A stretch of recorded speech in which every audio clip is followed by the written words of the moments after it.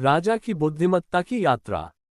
अजूरा की भूमि में, जहां सूरज क्षितिज में डूबता था और आकाश को लाल और सोने के रंगों से रंगता था, एक राजा रहता था जिसका नाम अरिन था।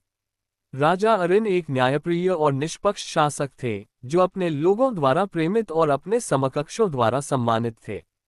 हालांकि अपनी कई गुणों के बावजूद राजा अरिन में एक बड़ा दोष था, वह अहंकारी थे। वह मानता था कि वह किसी से भी बेहतर जानता है और उसके निर्णय हमेशा सही होते हैं। यह अहंकार उसके लोगों, उसके सलाहकारों और यहाँ तक कि उसके परिवार के साथ उसके संबंधों को प्रभावित करने लगा था।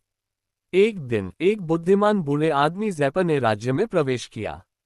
ज़ैपर अपनी बुद्धिमत्ता और लोगों के दिलों में झांकने की क्षमता के लिए पूरे देश में जाना जाता था। राजा अरिन ज़ैपर की प्रतिष्ठा से प्रभावित होकर उन्हें महल में आमंत्रित किया। ज़ैपर ने आमंत्रण स्वीकार किया और अगले दिन महल में पहुंचे।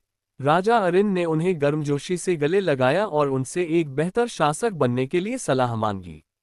ज़ैपर ने मुस्कुराते हुए कहा, मैं देख सकता हूं कि आप एक न्यायप्रिय और निष्पक्ष राजा हैं, लेकिन मैं ये भी देख सकता हूं कि आप अहंकारी हैं।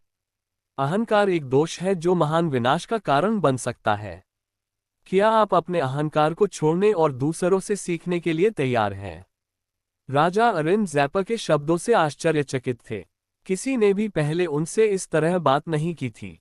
वह गुस्से और रक्षात्मकता की एक लहर महसूस किया, लेकिन फिर उन्होंने ज़ैपर की आंखों में देखा और वहां बुद्धिमत्ता और दया देखी। उन्होंने एक गहरी सांस ली और कहा, हाँ, मैं सीखने के लिए तैयार हूँ। ज़ैपर ने मुस्कुराते हुए कहा, तो आइए आपकी बुद्धिमत्ता की यात्रा शुरू करें। और इस तरह ज़ैपर ने राजा अरिन को राज्य भर में एक यात्रा पर ले जाया, जहां उन्होंने विभिन्न लोगों से मुलाकात की और उनके अनुभवों से सीखा। उन्होंने एक किसान से मुलाकात की जिसने राजा अरिन को कड़ी मेहनत और धैर्य के महत्व के बारे में सिखाया।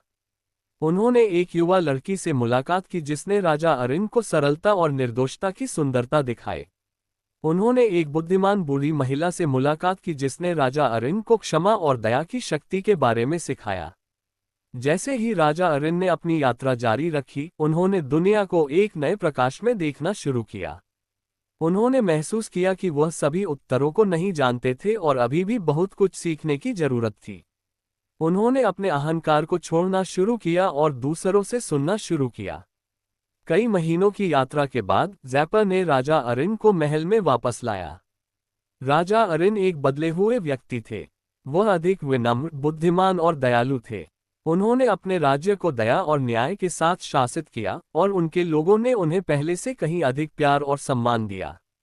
ज़ैपर ने मुस्कुराते हुए कहा, आपकी बुद्धिमत्ता की यात्रा अभी शुरू हुई है, राजा अरिन। हमेशा विनम्र रहें, दूसरों से सुने और दया और न्याय के साथ शासन करें। और इस तरह ज़ैपर गायब हो गया। राजा अरिन को बुद्धिमत्ता और विनम्रता के साथ अपने राज्य को शासित करने के लिए छोड़ दिया। नैतिकता। 1. विनम्रता महत्वपूर्ण है। ये कहानी नेतृत्व और जीवन में विनम्रता के महत्व को उजागर करती है।